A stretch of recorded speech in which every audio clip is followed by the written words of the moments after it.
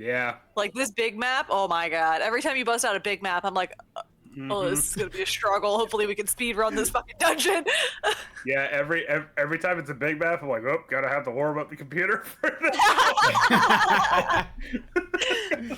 You just hear the turbo engine starting up. Yeah, you can just hear my computer go, oh, when it tries to load it, the big map. All right. We seem to be live. Yeah, so we seem to be live. I would not be surprised if the stream crashes halfway through. Streamlabs, something's weird. I don't know what's happening right now.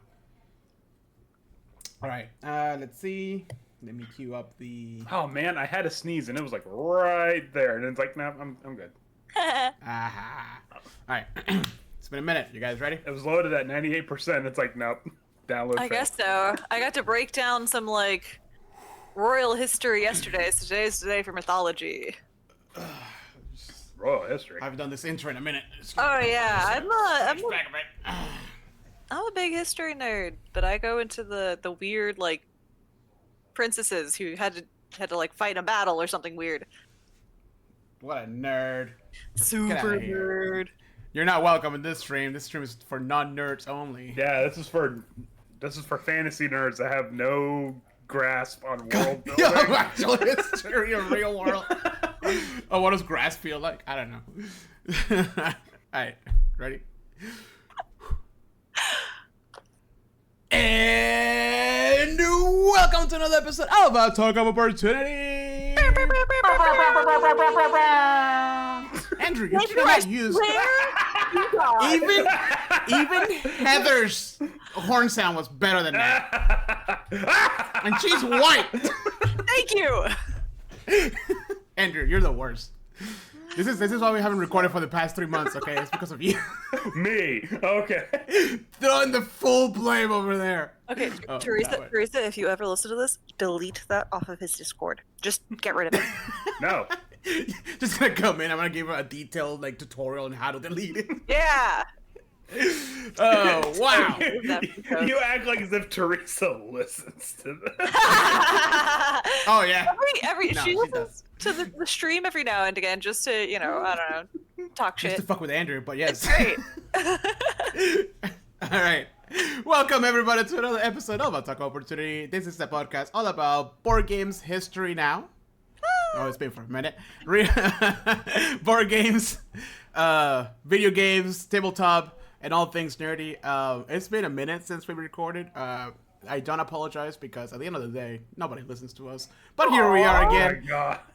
With the wonderful Heather. We are going through what she's calling Hot Monster Summer. And she's talking about Nagas and what? Lamia. Lamias. I don't know what those are, but I'm going to learn all about it today. I can't wait for the episode about skinwalkers. And with that, Perfect.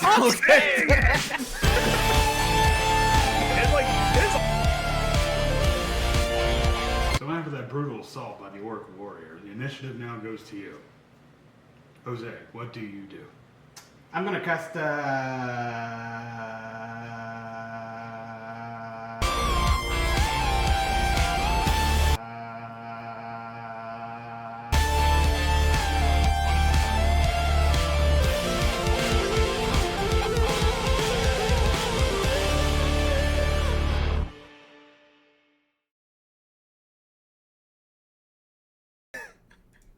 Like, we're done. Okay, guys. Well, I am truly the creator of my own demise. Yeah, you're going for the curses here, man.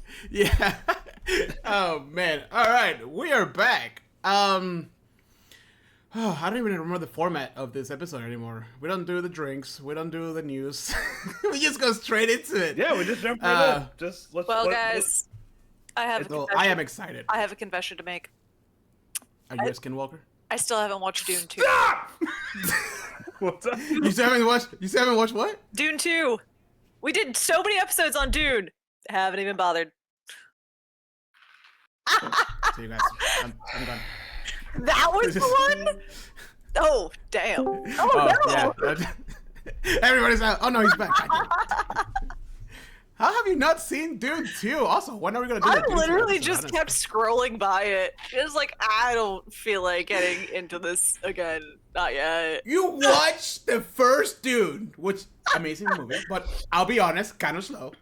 And you didn't watch Dune 2? You know, actually, I Want to clarify. I read half of the book and then put it down for 3 fucking years, so- and then read the rest of it. All right, so in 3 years' time, we'll watch it. I mean, okay, this is gonna sound crazy, but I like Dune 1 better than Dune 2 because Ooh. it's slow. I like the slow burn nature of it.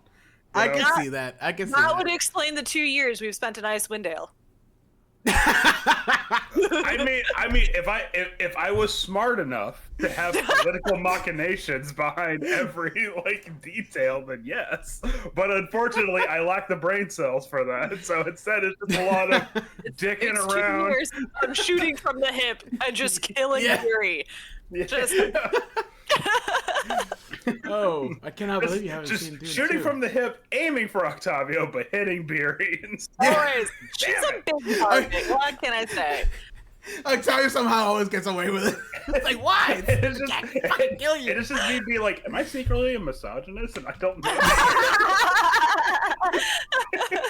No, I like to think of it as like early versions of Dean in Supernatural, where he would just like backhand like lady demons across the room.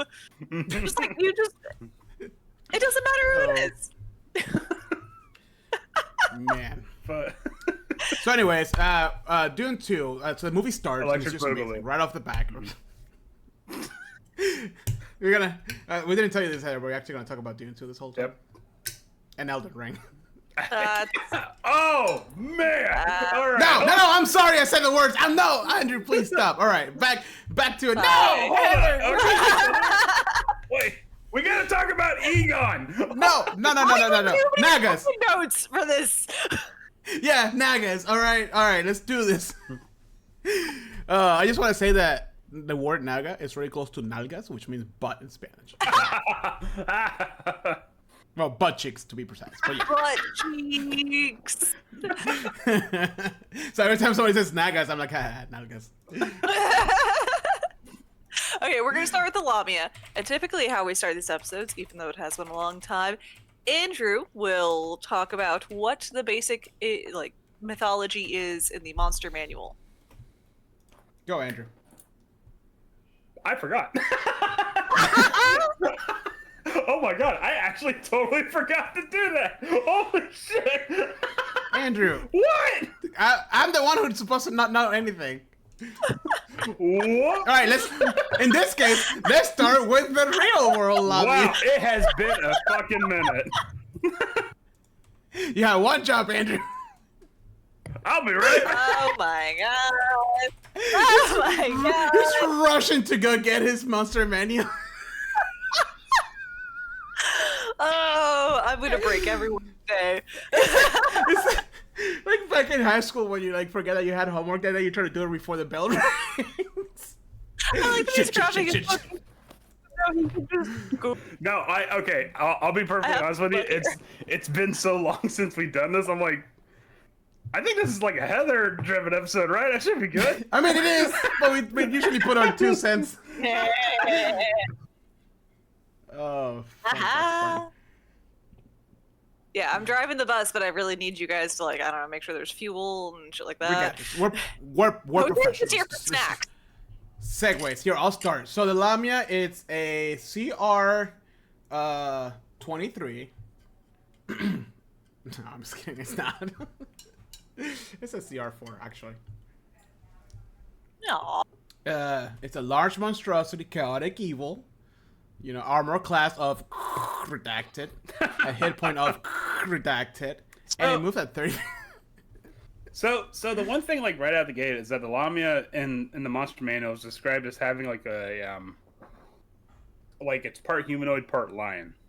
Is that? Yeah, I just want to be right off the bat. I've never seen this monster before. Yeah. Or used it or played with it at all. So I didn't even know it was in the book. Is the entire point of these episodes is look at this weirdo we could talk about. Yeah, no shit. I mean, I mean, it's okay. So I am a little bit familiar with the Lamia, because it's one of those like weirder monsters that like no one ever uses. Um, but I Which is was a always, goddamn shame. yeah. This is definitely like I don't know why, but I always feel like whenever someone uses the Lamia, or no, what's it? I feel like people gravitate towards the Sphinx more than they do to the Lamia when they could have just like swapped it out or anything like that. Um, That's fair. yeah. So, but I mean, it does have some pretty powerful spell casting. It can cast the I don't know how to pronounce this, Geas spell, Geas, which is essentially like it compels you to do something and you have to do it, and you'll do it for the rest of your life. Like it is a lifelong. Oh no! Thing. Yeah, that you have to. Oh, that spell, yes. Yeah. So, I mean, do you just want to read like the intro paragraph for it? Yeah, sure. So, oh, Mario. Nah, we're gonna either one. You can do it at the same time. Try to be insane. Oh no, yeah, let's do that. I think I realized why I've never played this thing before is because in one page is a Lamia, and then the next one is a Lich. Like, yeah. Why, oh yeah. Why would I read the Lamia?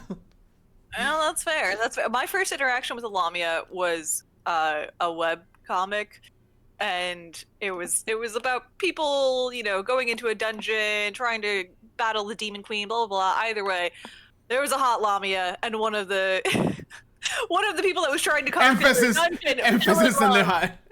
Very strong emphasis on the hot. Like it was very much like I want that Lamia right there forever. Give me that one. I mean, I want her to squeeze me. based on the art on the book, does pause though.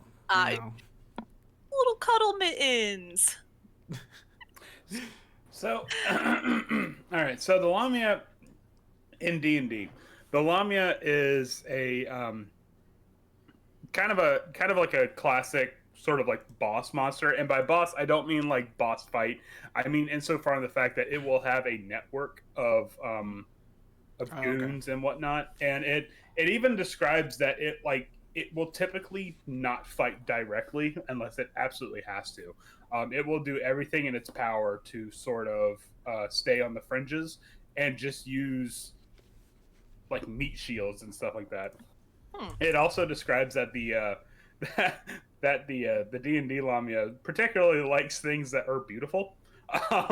So I would imagine it probably has like some sort of like weird men harem.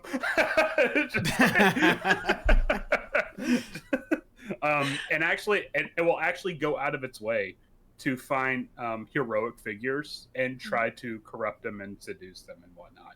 No, poor sweet Octavio. Yeah, so like oh wow, look at this place. Octavio will annoy the fuck out of the Lamia. No, take him back. I don't want him. Well, no, well. I mean, if she could command you to shut up forever, you're. Oh no. But I mean, but a Lamia is also described as, like trying their best to assimilate a form of decadence.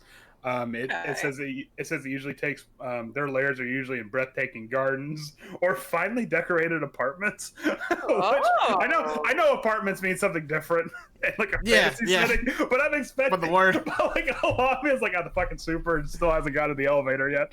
Just 7 flight of stairs, battling the maintenance crew for months now. And it is described as like a very narcissistic beast in the D&D lore. So much so in fact that it will actually use its spells to pit its own servants against each other just for its own amusement. Just to be like, oh, who loves me more? All right, you two fight it out, and they're just like fight to the fucking death over it. Fight for me. So, but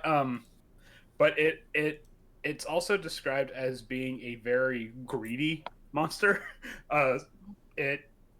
And not even for the sake of like money, just for the sake of like hoarding wealth. And so far in the fact that it will stake out trade routes, popular trade routes and whatnot, and just for the purposes of capturing hapless adventurers, but also in the chance that there might be treasure along the way. So a Lamia is, it says it's chaotic evil, but I feel like it's not so much like bloodthirsty chaotic, but it's just like I'm just gonna sow a lot of dissonance and stuff. Yeah.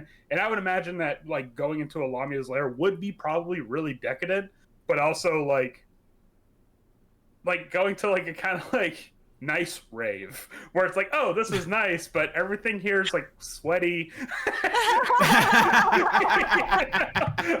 it's like I probably wouldn't want to be here any more than like an hour and a half before I want to leave. You know, it's like a party that never ends. I was gonna say like a '90s vampire club, like really decadent, but you're like, oh, I feel like everything's a little sticky. Yeah, there's like I don't want to sit in this couch. No. and like the lobby is like, what are you talking about? This party just got started. It's like it's been 3 days. Like, and there's like powder on the table. You're like, what is that? You know, like Good time powder. Yeah. So yeah, but beauty prizes beauty and strength overall. So I'm pretty sure a lawful good paladin is like right up its alley. Right. You know. And they just want to corrupt. So that would, I mean, well, so that would kind of be like an interesting thing right there off the bat. Like just the fact that because of your nature, and also that can kind of play alignment into. I think also I just think, you know, if I don't. You say Octavia will be, you know, in trouble, but I think Beery really will be in trouble. I just realized that, but then I'm like, Beery corrupted enough. She should be okay. Yeah, I know. You still talk to your god, so. Oh no. It's like, oh, I'll take that one. Oh no. But but I think that would be an interesting way to kind of get alignment playing into this, where like, you know, because it is on the opposite end of the spectrums here. Like maybe something where it's like if you have a party that's mainly like lawful neutral, something like that, like a Lamia might not care unless your strength score is like above a certain score, because you know strength and beauty, right? You know, strength. Right. You know, so maybe your strength and charisma score is up a certain amount. It'd be like, hey, hold on a second. But if you're lawful good and you have like a strength of 18 and charisma of 16, well, that Lamia is gonna be like, no, that's my Moby Dick right there. Like I have to get that. No. That's my white whale. Right? Is Beery a Lamia? Oh no! You know, I'm getting like opposite parallels to Cenithar for some reason. I was getting like low grade dragon. Like this is like middle management of dragons. Yeah, but like, you know, because Andrew mentioned earlier that like it doesn't really like fight. You know, it has minions and stuff that fight for it, and like it's kind of like in the background shadows. It has disguise and all this stuff. Like it's never gonna be like up in front, like, haha, it was me. Middle management. You know, the whole time. Middle management. Yeah, I guess so. I don't know. You just got like a more sane Cenithar, really. I mean, I can imagine a Lamia because like they're not stupid creatures. I can imagine a Lamia would probably realize like, hey, hold on, if I'm the middle management position here, like I don't have to take the brunt of the responsibility, but I get to reap all the benefits. You know, so maybe being like an agent for a bigger evil could probably work in its favor. Is that it's a minion of Grazit? Yeah. Which is essentially the demon of everything you just said. Got it. Oh, also, Lamias in D&D, if a servant, lets down a Lamia, Lamias tend to eat them. Nice. Makes sense. Like understandable. Like in the form of a grand feast. So. Oh, okay. Yeah. So, you know. Right, so how does this compare to real world Lamias? Which again, I've never heard of these things before, so I am intrigued. Okay, so this is actually from the Greek mythology. It is dated back all the way to the 6th century BCE, and it kind of compares in some ways, but the mythology behind Lamia is a lot more bloodthirsty, like a lot. Okay. Typically, they're seen as female or even sometimes as an intersex demon.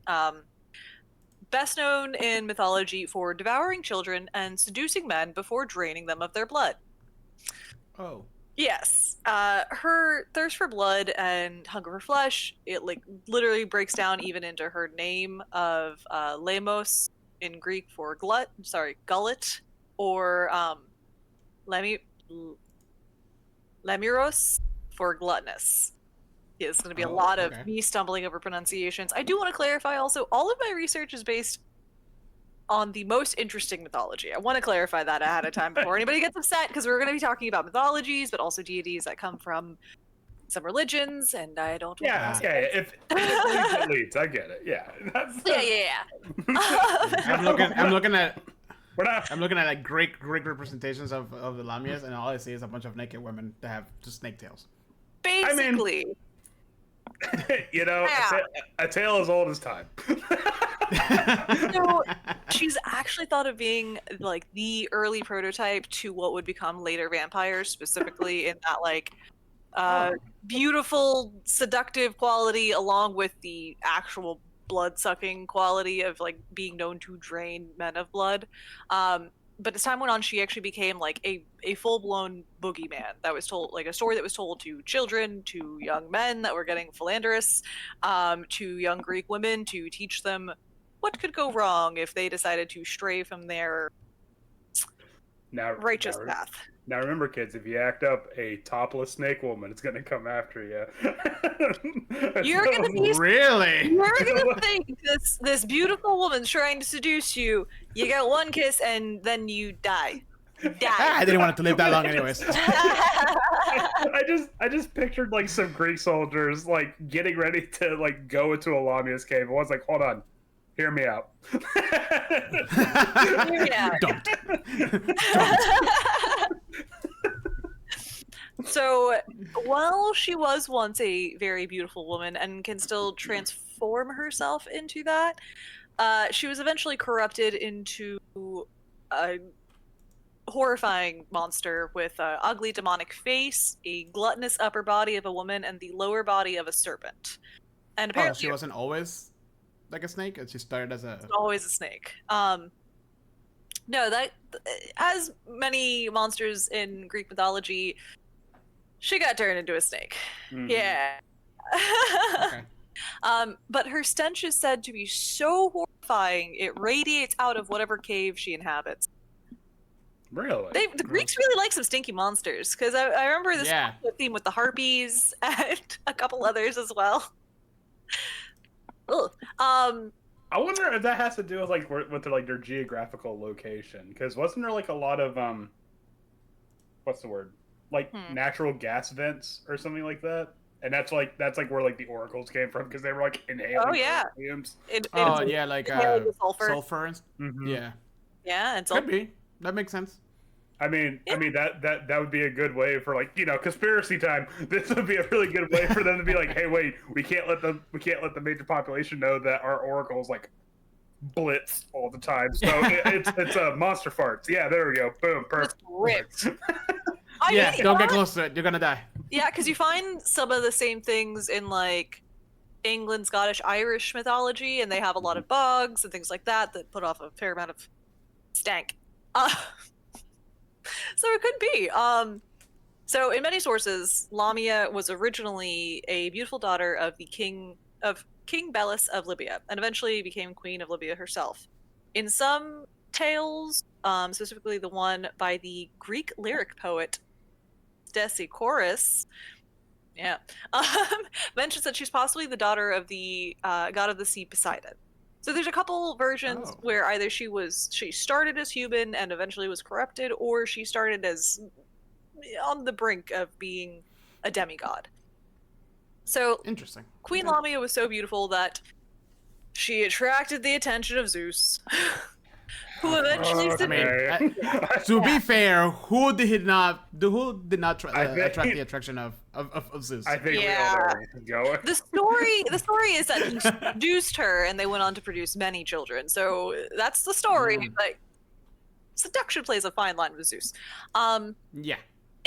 He's a slimy guy at the club. I mean, if it's anything like part and parcel of Greek mythology, it's probably some like woman that's like, hey, shouldn't women have a right to vote? And the guy's like, no, fuck you, snake legs. Yeah, pretty much. But in classic Greek pantheon style, Hera was enraged by her husband Zeus's, continuous infidelities, and at this point, woman, God like, damn it, I love this like. God, my cheating fucking husband! I'm gonna take it out of the poor woman. Every time. So she killed all of Lamia and Zeus's children except for Scylla, the sea monster, who eventually would go on to be of another Greek story that I can't quite remember right now. God, listen, I really think if they just all had therapy, that would happen. If Hera could have gotten a fucking divorce, we wouldn't have half of the. I mean, yeah, why didn't she? At this point, you know what? Let's go. Forget the Nagas and all this. Let's just keep going down this. Zeus down there with the Titans. Jesus Christ already. Yeah, shit. I mean, it's just like the rampant misogyny of Greek, I know. of like Greek like legends. It's just like women. Am I right? Yeah. Which is shocking because in Greek culture, like women could get divorced if I remember correctly. Right. Yeah, no, they were very not proactive. What's the word I'm looking for? Right. The word, not proactive. Fuck, it starts with a progressive. There you go. Oh, progressive. You got it. Yeah, for the time, not practical. Because I mean, if not, you drain the husband, you throw him in the field, and say, "Look what the Lamia did." Yeah, or stab him, and be like, well, I don't know who did that. Zeus struck him down. Weird. I don't know. Somebody's He got actually poisoned. Must have been a Lamia. Yeah, right. Must have one of those damn harpies. Just kick him off a cliff into the ocean. Into the Aegean Sea. Fuck you. Well, in a past life, I was pushing some husbands off cliffs, but yes. But anyways. So poor Lamia was driven so mad by her grief, she literally tore out her own eyes. She could not behold the sight of her slaughtered children. So Zeus tries to appease Lamia's grief for what literally has to be the worst constellation prize in history, the gift of prophecy, and the ability to pluck out her own eyes and replace them with someone else's, so she wouldn't ever have to look upon her visage again. Oh, and the ability to transform into a revenge-seeking monster. I'll take that. I don't know. Yeah, I think though. That's too far. I like. Just why the Greeks needed some help, bro. It's just like, hey man, I'm sorry about your dead kids, but you can kind of see into the future a little bit. Cool. Like, just so you can see any. If you have some more kids, you'll get to see if they die. Yeah. Great. Thanks. I hate it. Hindsight's 20/20. Am I right? Anyway. Yeah. He just like finger guns into Olympus. Man, that old ball of chains up to it again, right? Women can't live with them. Can't live with them. Yeah. At this point, I'm imagining Zeus just like the classic like alt-right I hate my wife comedy guy who's just fuck boy. The original fuck boy. Literally everything. Does it move? Does it move centrally? I mean, I can't. Is it a swan? I can get down on that. I can't imagine the ocean of passive-aggressive tension that is in Zeus and Hera's like house. Like when you walk in, like you immediately feel like there's something wrong here. Like, incredibly wrong here. I don't want to be here. This is a hostile environment right away. Like something in the back of your mouth. Well, oh, look what I found. After this, the Lamia's outer beauty was quickly twisted by the rage and the hatred that she transformed into this demonic-looking creature and began her pursuit of preying on children and destroying, men. Just men. Okay. Yeah. Okay. Yeah. Women, am I right? She was just trying to have a good time, man. She was country. She was chilling. Hera came in, slaughtered everybody, and it was a whole slop. It was messy. I found a website called Sue's Lovers. I'm not going there. There's actually not as many as I thought there would be, but there's a lot. There's only like 73. Okay, I don't know. I feel like it's like scrolling down a list of like French philosophers. Just the list never ends. But just okay. So actually, it's funny that you should say that the Lamia of Greek mythology does have prophetic powers, because the Lamia in D&D does have something similar. It's able to use scrying abilities. Actually, here, hold on, let me pull it up exactly, because I switched over. It has charm person, mirror image, scrying, and suggestion. Oh. Yeah, along with Gias. Yeah, that's Gaius? Gias. But which is pretty good anime for season. Pronunciations from here on out, so we're fine. And then at will, I can do disguise self and major image, which is pretty impressive. But I can kind of understand why they decided to like not have the stench factor for D&D Lamias, because just like we can't make every monster stinky. Like, yeah. There's always a stink factor in these like lower Greek monsters. Like, damn, Greeks. I think it's okay. So hold on, rewind a little bit. So the Lamia of Greek mythology, its bottom half, like it was snake. Fully serpentine. So why is this one lions? Like I don't get it. I don't know. I have no idea, because nowhere in the mythology does it say it's anything like a lion. Actually, if anything, I think there's a demon that closely resembles a Lamia better than the D&D Lamia. Hold on. Interesting. The want to know how she hunts? Hmm? Do you guys want to know how she hunts? How? Oh, but you say hums. I'm like, I'm sure. That'd be even creepier. So early on in her story, once darkness would fall upon the home, the Lamia would creep in to steal infants from their cribs and torment the sleeping. Yes. Lamia sought to ensure that other mothers would feel the pain and loss that she went through by brutally killing babies and sometimes even snatching infants directly from their mother's wombs if they were found outside, to make everybody feel the pain, because this was all about spreading the pain. Started with Why are you going down? She just go up to whoever did this to you, bro. Yeah, I don't that's what makes that's the difference between like an infamous hero and like a villain. Okay. Yeah. Like just fuck. Well, Stop. It all started because Hera can't confront Zeus about it, and just like, I'm just gonna take it out on the poor woman that didn't even know that they were philandering with a god. Like it starts from the top, shit rolls down the hill in Greek mythology. What if she's immortal? She's supposed to be like, no, Zeus, get the fuck out.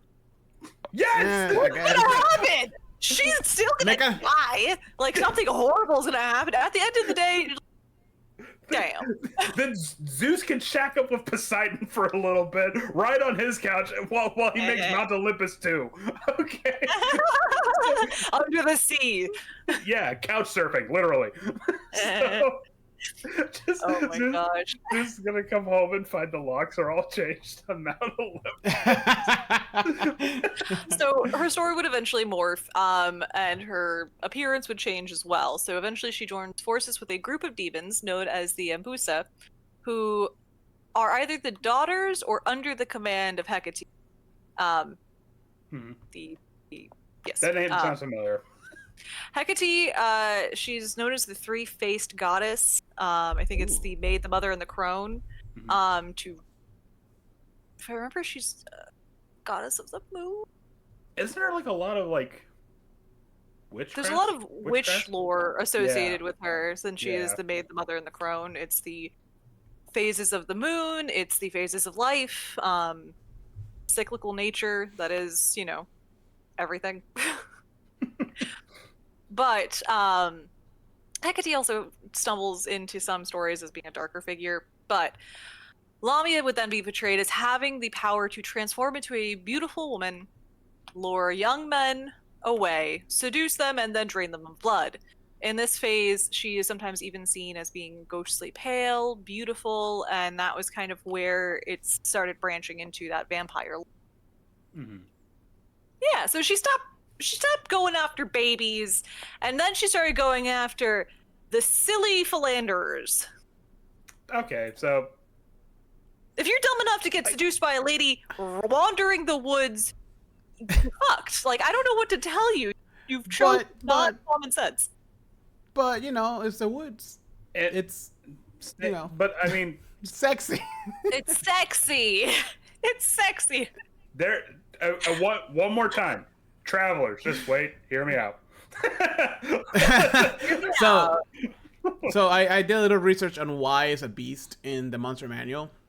And the consensus overall is that Lamia was not a very well-known creature, like, to us, humans, to Gary Gygax, in the 70s, because they weren't as steeped in fantasy and information as we are now. He didn't have a header. Right. And that's pretty much it, because like the description was literally just top of a woman, bottom half of a beast. So that was the description of the poem that they found. And essentially a beast could encompass anything from a snake to a lion, so I guess they went with the lion. Yeah.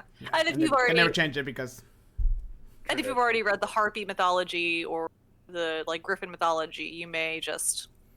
Right around the same lines of that. So very interesting. Gary Gygax literally just didn't have Google. Well, I mean, she was the queen of Libya, so I would assume he just kind of picked from that area. Well, and also I think, in my opinion, to be fair, the fact that it's unique to D&D in that way makes it, you know, its own thing instead of, you know. But then they turned around and they introduced the Marlith, which is the like lore accurate Lamia. You know, and the Nagas, you know, but like, But I mean, the Lamia goes all the way back to the AD&D, so that's something right there. But I am noticing this kind of weird running trend, at least in 5e, where it's like they'll have mythical creatures and they'll just kind of lump like characteristics together. Like they won't have a siren and a harpy. They'll just like lump the siren in with the harpy. When it's like you could have just put that on the but then you have the mer people, and like why couldn't you? Well, then the you mer have the people dragons. are not right. But they're not anything like the actual sirens. Yeah, but then you have a monster called a Medusa, but then you have a separate monster called a Gorgon. But a Gorgon is a weird. You remember that scene from Jontron when say what the fuck is a Sonic? Yeah, that's it. It's just a big pile of coke. The fuck is a Naga? but it's like why? It sounds like butt cheeks. Why? Why is a Gorgon a weird stone bull? But then there's the Medusa, but you don't call it the Medusa, like you know, like Well, they mentioned in here. They mentioned the same thing with the Gorgon was along the same lines as the Lamia. Yeah. Even though the Gorgon was like pretty well associated with like Medusa from the beginning. Right. Like you can't see Medusa without typically hearing at some point. I know it's just weird that like they call a Medusa. That'd be like all sorcerers are now the Octavias. You know. You know, it's just weird. It's whatever. Or like why are harpies not, you know, giant lion-bodied winged creatures that pick you up and drop you? That smell real bad. No. Instead, there's these weird women that have like alluring voices and no strength score to pick you up and dash you on the rocks. I mean, that's a great skill to have. Yeah. I want more female monsters that just pick dudes up and drop them. Pick them up and drop them. Off cliffs. There's no. I mean, that's how it's been done forever. I mean, why change it? I mean, come on. There's not a lot of resistance to gravity. Yeah. What is poor Octavio supposed to do when he gets snatched up by a harpy? Nothing. Exactly. Yep, that's it. That's the last we ever saw him. Bye, Octavio. Are you kidding? I'm surprised the Rock hasn't snatched us up yet as a snacky. Yeah, right? Give it time. I've been waiting. Beery's a big old snack. Wait, what? But so yeah, in the end, Lamia was just a morality tale, a cautionary tale. You know, to women, you're supposed to get married and have babies with the young men, not kill them and murder your babies. You're supposed to take care of them. And for young men, it's also a cautionary tale against desire and greed. To desire someone so much that you literally just don't even think about the fact that there's a random sexy lady seducing you in the forest. You're gonna die. Literally, you will end in ruin and corruption is the concept of if you follow your desire without thought, you're done. So the unfortunate thing I feel here is that the Lamia from D&D and the Lamia from actual mythology is like so different that if we were to incorporate the two, we might as well just start from scratch and just make However, the folks the folks at Wizards of the Coast when they made 4E really hit that cook really hard because you want to hear the 4E version of the Lamia. It's a llama. Llama. No, that would be great though. Here. No, it's not. It's not the upper body of a woman and a bottom. It's the upper body lower of a body beast. of a beast. No. Oh, okay. No, it's horrifying. It's a fae whose true form is a swarm of large black scarab beetles around a skeleton. Oh! But can disguise itself as an attractive humanoid. Oh, it's the mummy. It's literally nightmare fuel for me as a child. Yeah, I don't know what the hell they were thinking, but like that is completely different. So it just kind of feels like the Lamia is just like, you know what, just throw whatever the fuck you want under this name. Because I was looking, you know the wiki, right? For when you look for a monster on the wiki and it gives you like each edition on the top, like 5e, 4e. Well, I noticed that the Lamia didn't have a 4e version. I'm like, was there no Lamia for 4e? So I googled it real quick, and there is one. It wasn't on the wiki because apparently they thought that it was so not awful. a Lamia. Yeah, well, it was so different. So I looked it up, and yeah, it was literally just a bunch of beetles and of scarabs on a skeleton that disguised himself as an attractive woman or man. Oh, I hate it. Oh, I hate it so much. That's so much worse. That's worse than both mythologies we have going on here. So it's if we were to do a mythic, what's the word? A proper mythic Lamia in D&D, like it kind of feels like we're just kind of reskinning a Oni to have snake legs. Yeah. You know? Yeah. Because it just goes in, eats a baby, and, you know, slithers out, or, you know, hey. So the 4E Lamia, all they want to do is eat other people when they eat a person. Okay. And a scarab is added to their swarm. Okay. Whenever they get big enough, they reproduce. That's terrifying. Yeah. Why is it one scarab per person? That's not good distribution. Anyways. but yeah, once the bug finishes eating the victim's flesh, they rise as a new Lamia that shares most of the victim's memories and knowledge. So it's like a bunch of screaming scarab beetles. They should have. Okay, you know what? Hot take. They probably should have put that in 5e. Yeah. I would have called it a Lamia, but that's a cool monster. I mean, it would be neat. But a mummy guardian, something. Yeah, something like that. But, yeah, because I'll be perfectly honest with you, the Lamia in 5e is kind of like, it feels like a mesh between like a poor man's Sphinx and it's like a Sphinx. Yeah, a little bit. It's like middle management. It's just yeah. they're like Colin Robinson. Yeah. Well, it's like assistant to the assistant manager. Assistant to the assistant. I literally have the strength of a dozen cowboys, right? But yeah, it's just I don't know. Maybe that's why we haven't seen it, because it's just weirdly not interesting enough.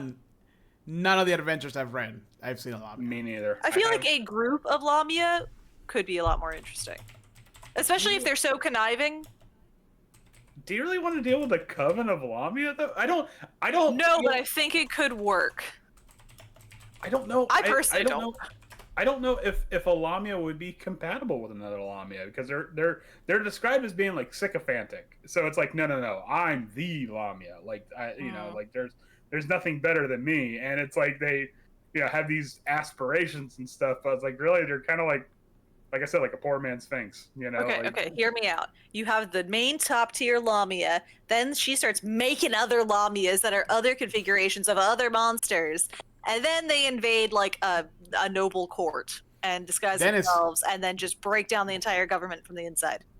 I was gonna say, then they're just the U.S. government. Yeah. Also, apparently, they are in Waterdeep Dragon Heist. I was gonna say I could have And- sworn we had seen a Lamia at some point. I don't remember. And then Candlekeep. you also have to remember. You don't talk about Dragon Heist. Yeah. Dragon. You also Yeah. you also have to remember Jose has done his best to delete Dragon Eyes from his memory. I want to rerun that with another baddie. Just I mean, No, just do away with it. It's fine. now we don't need it. I don't Fair need it. enough.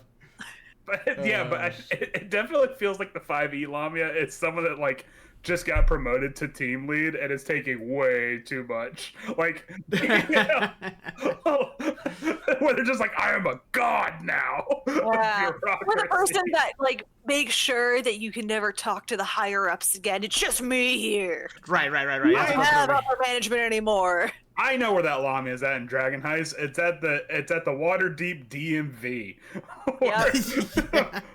Where it's like, did you bring form FN-5D? No, all right, The sorry. port master. You need to go Definitely, home. definitely the port master. Yeah, go home, grab it. You're gonna have to reschedule 6 to 7 business days. Yeah. Take your boat, sail back to where you came from, bring me back the proper paperwork. We'll see you then. So, Oh. all All right. okay, All right. I think it's time we move on to the Nagas. I was gonna say, are you guys ready for Nagas? let's do I am. Nagas. So this is Nalgas. Butt cheeks. the flip side of the coin. So Nagas. Is it? No, actually, yes. Oh, So okay. Nagas are a class of mythical, semi-divine beings that are found throughout Hinduism, Buddhism, and Jainism. Really? With worship dating back like 2,000 years. Like they're incredibly old, and the mythology goes back so long and is very complex. But they are typically seen as being incredibly strong, very dangerous, and they're often beneficial to humans. But think of them more as like a frenemy situation. Yeah. Yeah, you just Which is kind of like you guys encounter one in Schult, I believe. so. It was in like a pyramid or something. That Yeah. It was like one of the side things. I remember that one. It was a guardian Naga. Yeah, so male Nagas are known for being strong and handsome, half human, half cobra beings that can take either the holy serpentine form or entirely human. They are sometimes seen having a human face, split tongue, cobra-like hood, snake body, and a full tail. Oh. Okay. Just all in. Female Nagas, or Nagini, are said to be strikingly beautiful serpent princesses, so revered that some dynasties of India and ancient Indochina claim to be descendants of descendants of unions between noble Nagas and human beings. So there literally was someone like, now wait, hold on, hear me out. What if? What if we get down with them? Yeah. Yeah. Give me that sexy snake lady. They're So if it's Greek, no. But if it's like, you know, And if it's a part of the like Asian mythology, yeah. hmm I don't know, man.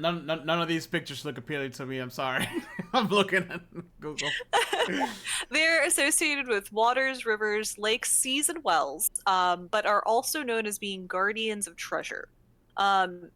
Their creator, and sometimes in mythologies, their great-grandfather, Brahma, commanded that they are only allowed to bite the truly evil, or those that are supposed to die prematurely.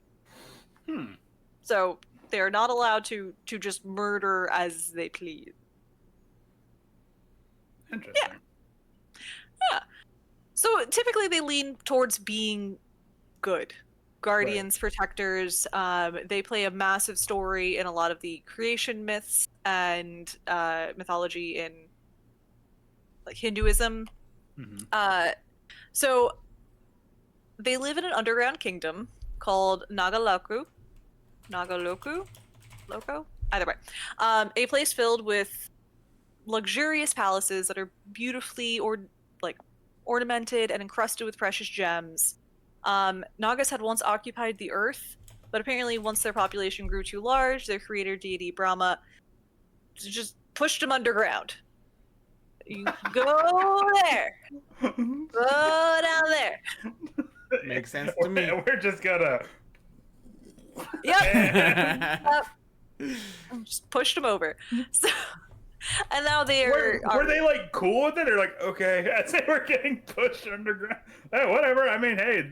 Hey. They got their own kingdom underground, and they were tasked with protection. I mean, not a bad deal. To be perfectly honest with you.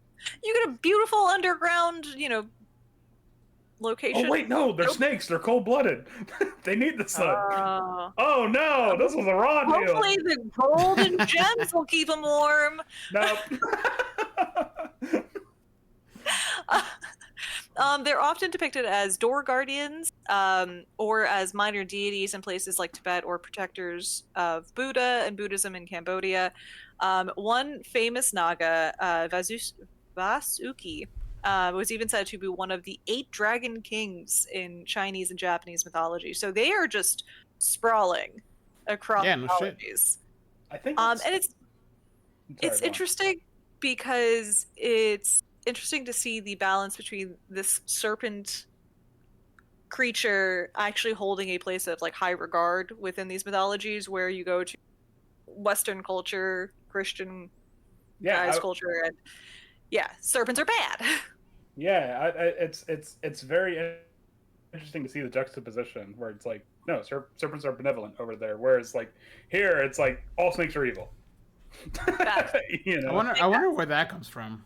Yeah, some people were even said to, like, some of the ways that you would worship Nagas was leaving offerings near cobra dens, and people would get within like a foot of these cobras and not be bit, and it was seen as a blessing from the Nagas, as they're leaving offerings of milk and honey and bread and food, things like that. Yeah. What is a cobras? Cobra gonna do with milk? I mean, honey, I can kind of, cobra just go, like do a little to honey, but what the hell is it gonna do with milk? But I think how much of that stems from like this weird feeling of like the fear of the unknown, where it's like if we don't know what it is, it's either something that's beyond our comprehension in terms of like power and benevolence, or it's something just absolutely evil, and maybe there was a split somewhere, Yeah. So I mean, and you also have to remember that like Judeo Christian mythology stems a lot from like desert cultures, where it's like, no, snakes are bad. Like if you see a snake, get away from it. So I don't know, maybe geographical location plays into that as well, but I do think it is fascinating that's like, just completely separate, whereas snakes are good, snakes are bad. I mean, you got to think like some of this is stemming from places in Asia that have just as, if not sometimes more, venomous snakes. Like you have cobras. I mean, dang. But that's what I'm saying. It's like this is something that wields the power of life and death over what at the time was like a primitive man. So it's like it's either the most evil thing imaginable or it's a god. And it's like where do we want, which branch of this fork in the road do we want to take? I like that the bite is from a Naga is either you're the truly evil one. It's not on the snake anymore. Right. It's now on the person. Like either you were supposed to die or you deserved it. Like I like that you deserved it. See, I think now that would be something I would really like to put into the D&D Naga. Yeah, because it does have poison, but it doesn't like detect good and evil based on poison or something like that. No, I like the idea of the Naga passing judgment. Especially if they're supposed to be guardians of gateways or of treasure specifically. They could work perfectly into dungeon where they're actually protecting a holy item Mm-hmm. or And I something can- that is bestowed by a god. And I can definitely see like this. What are those? Oh my god, what are those famous temples in like Malaysia that have like the tree roots growing over the temples? You know what I'm talking about? I do. It's like Uh, bot. I know something. Angkor Wat. Yeah, I know there we go. Yeah, something like that. Like you come across a temple that's been like the jungle is trying to swallow it up, and there's like a Naga inside, and it's like, oh, well, if you want to, like a very Indiana Jones style. Like, okay, hold on, let me take a nibble. If you don't die immediately, yeah, sure, you can go on ahead. You can pass. Then, yeah, exactly. It just all. See that guy? That one's bad. That one would be real bad. I did you a favor. That one's free. It should be great if you have an NPC disguised or something like that. Like everybody gets bit. Line up. Yeah, that dude probably dodged his taxes, so you're better off without him. So, I mean, truly evil. It's not the tax dodger. Well, that's pretty evil. Exactly. You're not supporting the infrastructure. Have you seen these roads? But no. But is there more on the mythological Naga? There is, but so this is such a wide expanding mythology that I actually chose a couple of like the top tier Nagas to discuss. So Naga tier list. just top tiers. Top 5 Naga tales. I have top 4. You won't believe who's number 1. I got top 4, but the top 2 are really expanded upon. Jose, So- can you put some like shitty dubstep while I got you. Yeah. Number 4. Oh no. All right. All right, we're gonna start off with our top tier Naga. We're going top down. Okay. So it is Shisha Naga. It is supposed to be the eldest of the thousands of snakes born to Kadru and the grandson of Vishnu. So semi-divine deities in their own respect. Shisha Naga was top tier. And he is said to have 1,000 snake hoods sprawling from his body. That I see it in the pictures. I don't like it. That he uses to support all of the planets in the universe. Vishnu, a major god, one of the top in the pantheon, is the protector of the universe and is actually said to rest bed on essentially the back of Shisha Naga, and rest there while he continues to protect the universe and Shisha Naga all of creation. That's intense. Yeah, so as Shisha Naga uncoils, said that is time and creation moving forward. As he retracts, it is supposed to be leading into destruction. In modern eyes, it's actually seen as basically this deity is sitting above the cosmic ocean of milk. And it is thought that this is essentially sitting upon the Milky Way. Oh, wow. Okay. Yeah. Sorry about that. So even from back then, they were calling it? They called it the cosmic ocean of milk in mythology, but now today it's slowly being seen as like a modern reimagining is that the cosmic ocean of milk is the Milky Way. Oh, that's cool. Interesting. Yeah. And that one of Earth is one of the 1,000 of planets being held up by Shisha Naga.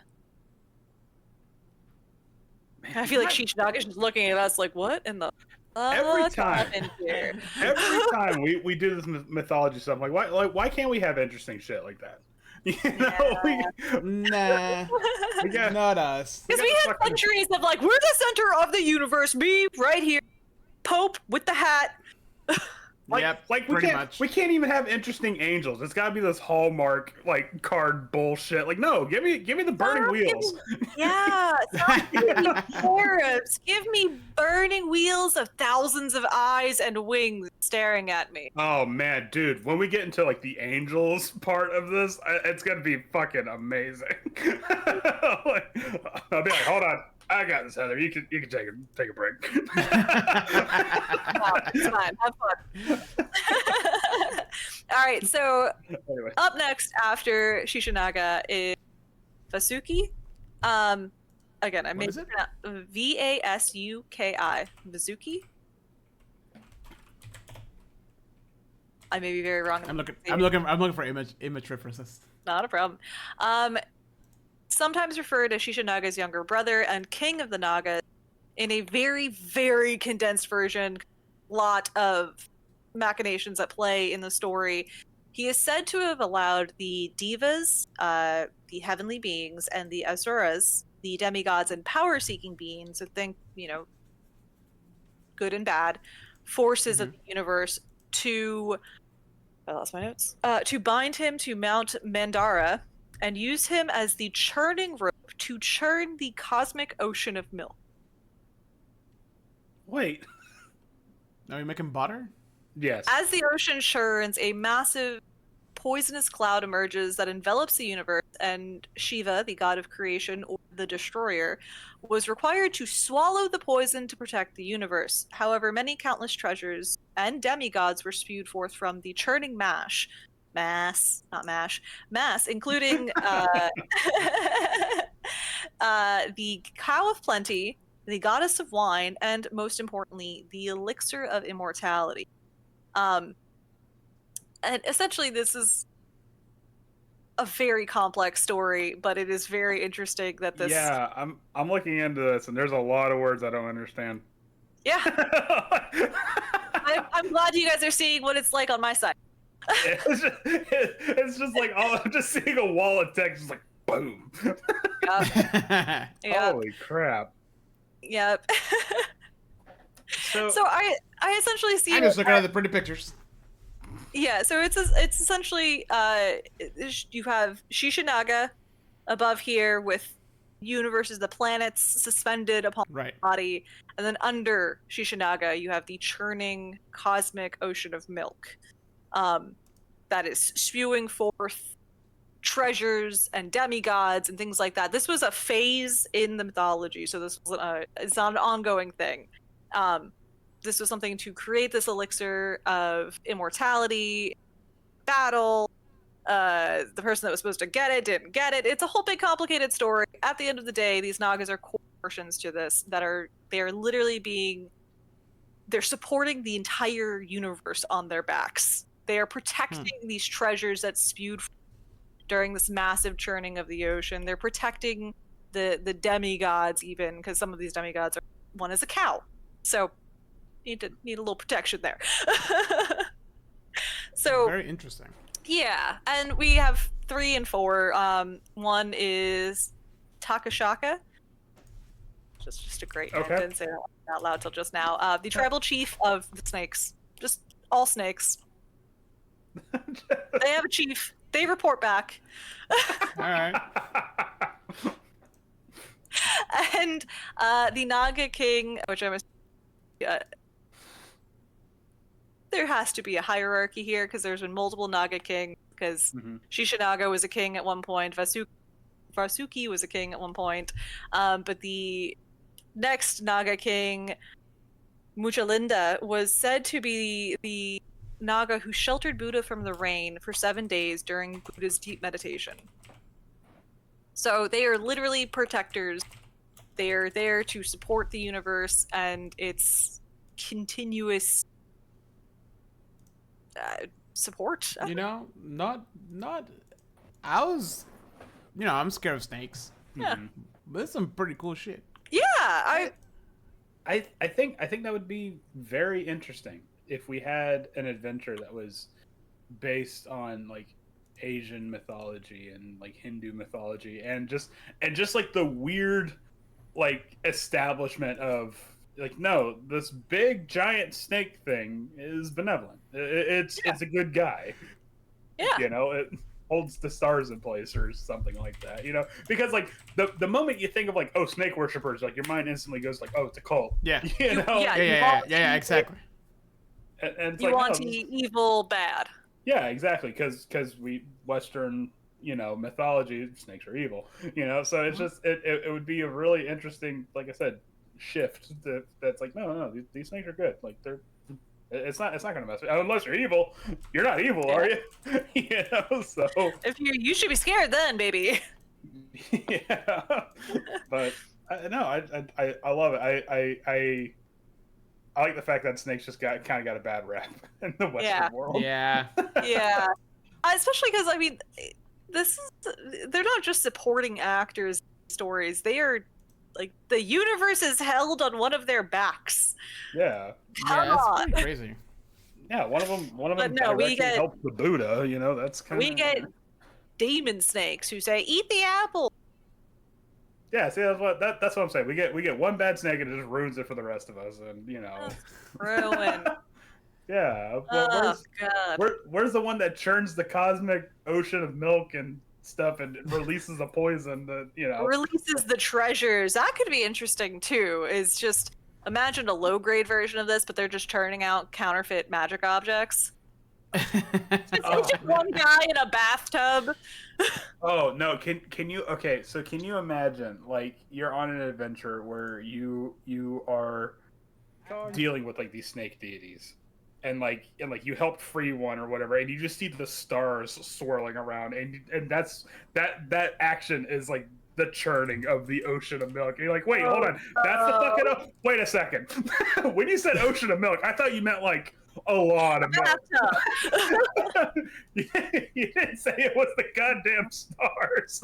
I just like to imagine you walk into a lower level of a dungeon and you just see a lazy river of milk and a bunch of Nagas just splish splash and you just treasures popping out. Weird things are falling out of there and you're like, what in the fuck am I seeing? Does it smell like? It smells like the dairy aisle down here. What's going on? Freshly churned butter? Like butter, but a little more magical. Snake butter. That should be a specialty. I mean, butter. But how would that taste like? Churn it with their whole body, but just imagine that little tail and But I mean, like it would just be fascinating. Just like go to a temple and you see there's like a mural for a snake that's holding up the universe. Mm-hmm. and naturally your first thought would be like, oh, it's a big evil cosmic snake. Yeah. But no, it's a good. No, this is the good guy. Yeah. Ooh. Yeah, that's the good guy. What's the bad guy? It's the Or guy. the big Everything bad, is. the big bad you have to stop is slowly chopping off every single one of the heads off Oh. Shichinaga, and you have to somehow stop him from destroying everything. That would be amazing. Huh? That would be a great adventure. Wizards, where you at? They're too busy releasing the new edition. They're too busy making another fucking dragon book.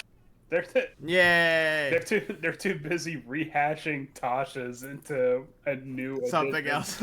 Yeah, right. I'm sorry, are they remaking Curse of Strahd again? What the hell, guys? A fourth time? Just go back. To Lord that have curse. mercy. Just go back to that Curse of Strahd utter. It ain't dry yet. Oh, man. Speaking of So yeah, milking. this is a very super loose and lax interpretation of what I believe is a very important creature to a lot of mythologies and religion. Mm-hmm. We have no concept of. So I just want to clarify to everybody, I have no concept of. Grew up in the Western Christian culture. This is just me So doing. what you're telling us is that you are the absolute leadership in all this stuff, right? Absolutely An not. authority figure. Nope. Yeah. Okay, got it. You are the one, the only one. I that love knows to all say this. I'm a cursory expert. I'm an expert for now until 2 days from now when I forget all of this information. Yeah, just That's kind of how I operate too. Oh Yeah. no! 2 days from now, try like 2 minutes after the podcast. It immediately just dumps out of the back of my brain. You're telling me I do all of this research for nothing? No, we record it. No. and it's I'm, forever on the internet. I'm talking like all the information I gather. The second I'm done recording, it's like, it just, like leaves my brain. That's good for Lancer for you. I guess because it's like relearning. Yay! Yeah. You need to go in with pseudo fresh eyes. But yeah, so we have our classically evil snake lady based in the Greek pantheon and mythology, and then we have a fresh interpretation of an actual semi-divine snake being that is good and helpful and supportive to humans and our survival. Yeah, to be fair, one of the Nagas is good in the book. Yeah, so it's the Guardian. It's the one that you guys encountered. You can talk to it. It has a face.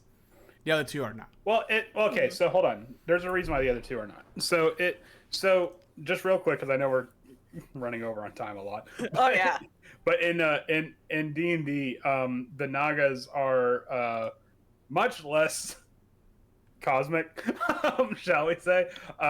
They were actually like creations of powerful beings and stuff like that. It actually doesn't even very describe. terrestrial. Yeah, it just says that it's like the creations of a spellcaster, of a powerful spellcaster, and it doesn't quite interpret why there are good Nagas versus bad Nagas, because there's the Guardian Naga, which is lawful good, and then there is the Spirit Naga, which is chaotic evil. I think it might just be based on the alignment of the creator, but also it might be the nature of what it's guarding. But they do act as guardians for treasure and holy sites and whatnot. However, the Nagas have a long-standing feud with Yuan-Ti. They hate each other. It's like death on sight. Good. And so because of that, because a Naga, by its nature, it cannot die. Like if you were to kill a Naga in 1d6 days, it returns completely rejuvenated, like as if nothing happened. So in order to so the Yuan-Tis had created a special necromantic ritual to not only destroy a Naga, but to perverse its nature, and then it comes back as a bone Naga, which is the third type of Naga. So it's the only Naga that is aligned with the Yuan-Ti. Even the spirit one, which is the evil Naga, would like I said, just try to kill a Yuan-Ti on sight. But the bone Naga, depending on if it was made from a spirit Naga or a guardian Naga, it would have different spell casting abilities. Got it. Yeah, so if it was the spirit, actually, what's interesting is that if it was a guardian Naga in his previous life, it has cleric spells. If it was a spirit Naga, it would have wizard spells. Yeah. So actually, and I think, yeah, and it's true for the proper stat blocks itself. The guardian has clerics, and the spirit has wizards. However, the one thing that the guardian Naga has over the spirit Naga is that it has a projectile attack where it can spit poison. Nice. Whereas they can both just chomp people and deal poison. However, it doesn't have the effect where, I think it would be interesting where if it was a guardian Naga, like if it bites a good aligned person, the poison has no effect or something like that. Or if it was a evil aligned person that bit, maybe doubled the poison damage or something like that. It could be cool to like give them like a slight boost. Like you get a boost in your strength for 24 hours or something. Yeah. If you get bit and you were good, you passed the test. Or just something even like where it's like if it bites an evil aligned person, they have disadvantage on the saving throw against poison or something like that. Just something to kind of bring alignment into the mechanics of the situation, because they. Yeah, but I mean, something we learned real quick with 5 is that alignment doesn't really play a lot of anything. It doesn't, and it's a shame because it was a hard fast rule in 3.5. So yeah, very rarely does it ever come up. Yeah, which is sad. Yeah, it only is in like, I remember it for the stones in one of the campaigns we played, where if you touch the stone, if you were certain alignment, you got certain things, or you could get certain things if you were of this right alignment to touch that stone. And in Curse of Strahd, there was a magic item that you had to be a certain alignment, but that might have been a holdover from the fact that it was an AD&D adventure. Oh, yeah. Right. So again, echoes of previous editions. I think it should be something that is brought back, especially for campaigns that are more role-playing based. Like it can add to like a very dramatic character shift. Mm-hmm. Oh man, because like the trauma these players go through over time. Heather, if only you knew about spontaneous casting for clerics in 3.5.